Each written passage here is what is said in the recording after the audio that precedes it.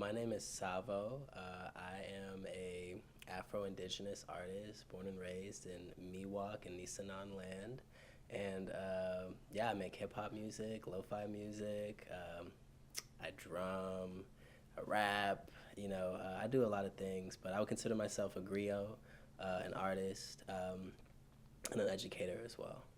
So you can find me on all streaming platforms. I have a bunch of different records out, pretty big catalog already, and my most recent works were One in Rome and Two Wolves, the album. And so, yeah, my next project, Call of the Wild, will be coming out under Tsavo pretty soon. And yeah, I'm excited about that one. And you can also find my lo-fi instrumental music, really chill, kind of ambient music, but it's also storytelling. My start with music was really, really young. My parents told me that I would bang on drums when I was like 2. So I've been playing the drums since I could walk, pretty much. But I started taking drum set more seriously.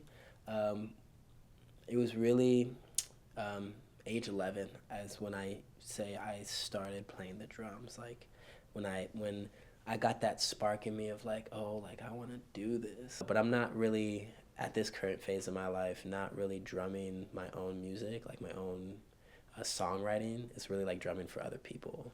And so hip hop for me is like really like my work.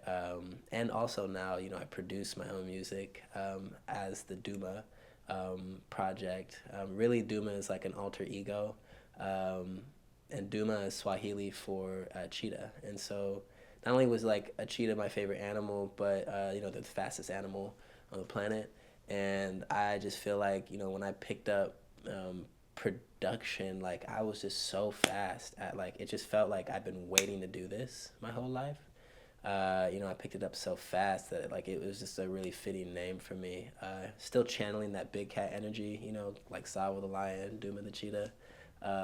But yeah, just kind of like the two different modalities, of who I am. And so, yeah. And like the more grace that we can give ourselves, on our journey, the easier it is to rid ourselves of that imposter syndrome, because then we stop comparing ourselves to other people.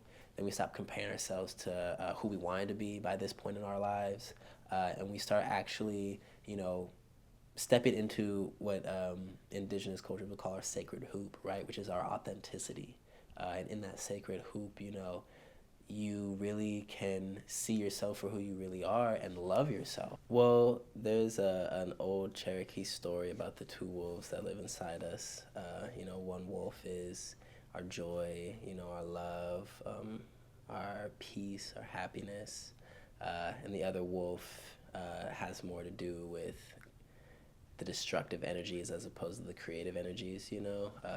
Rage, depression.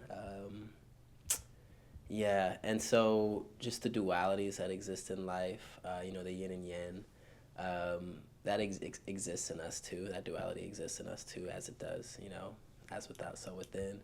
And so that story really embodies that. And so, yeah, I'm really inspired by, like, that story reminds me to maintain balance within myself, to not make any part of me taboo necessarily, but to remember to hold balance with whatever I'm feeling. So Call of the Wild is like, the theme of it is about like rewilding yourself, right?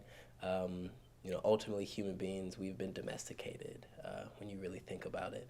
And we need to rewild ourselves, right?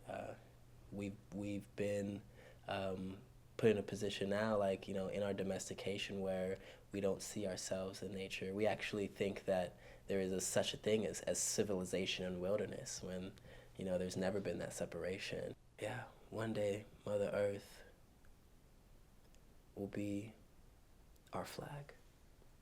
There will be no flags, just Mother Earth. Ashe, and that's my story.